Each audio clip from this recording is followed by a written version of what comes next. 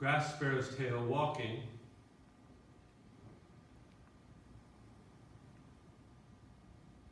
We want to remember the embracing jar position and that shape of the back, that roundness of the back. That's really essential to the feeling of grass sparrow's tail.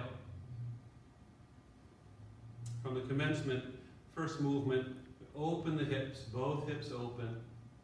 Side we're turning towards, that hand spirals up through the center. This is just the initial transition position. The lower hand also turns out. Then I shift the weight, bring my eyes back to the front, rotate the hips inward to bring the feet parallel.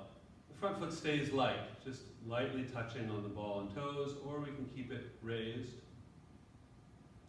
The hips are turned in the same angle as the feet, but the upper body is twisting gently to the front. Right, so I feel a very subtle twist in the upper body. The hips remain turned out. That roundness of the back is apparent in the feeling of the embrace. One palm over the other, often referred to as holding the ball.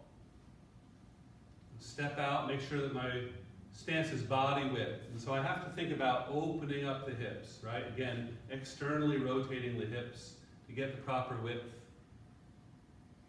As I start to shift the weight, the front toe will drop and the hands will squeeze that ball gently. Once my weight hits the 50-50 point and the front foot is planted, now the hips are going to start to turn towards the front. So the whole pelvis rotates, like I'm turning my belt buckle towards the line of the front foot. And the back foot will pivot on the heel as that leg straightens. The hand that was on top of the ball presses down towards the floor, as in line with that back hip. The front hand in the classic embrace position, facing the body. The tip of the thumb in line with the center line of the body. Sit back. And as I sit back, I'm already thinking about rotating the hips out. Toes first come up, weight comes back about 70%. Now I start to shift forward, and as I shift the weight, we can see more of that turnout has to be in both hips so that I don't twist the back leg. Bring up that back foot, hips turned out to the angle of the feet, upper body turned a little forward, I'm looking straight ahead. Step out. Drop the toes, heel down, toe down, hands coming together. Turn the body forward. As I sit back, the hips are opening, the hands start to rotate, so the palms starting to turn towards one another. The ball continues to open up a little bit. Shift forward, the ball is still opening, and as the back leg comes in, the back hand comes in.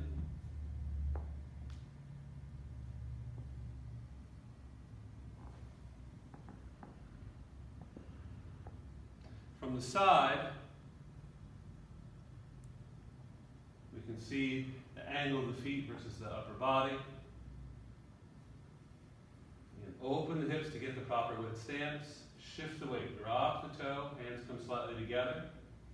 I can even feel subtle rotation in the hands.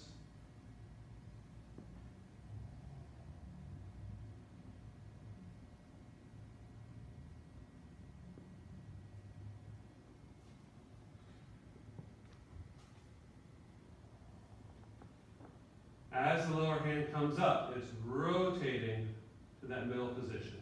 Shoulders should still sink. Should feel connected not just to the whole lower body, the legs and lower back, but also in particular to the middle region of the body, the upper abdomen, mid-back.